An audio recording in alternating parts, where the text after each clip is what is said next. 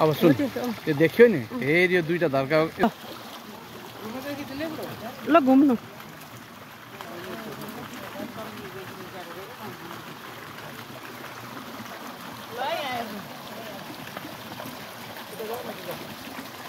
तपाईँ घुम्नु न आउनु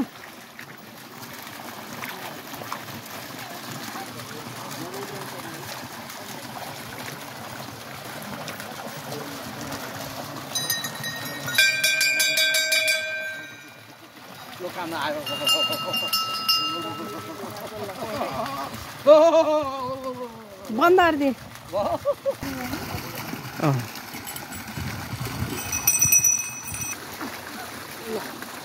लो भा मान्छे नि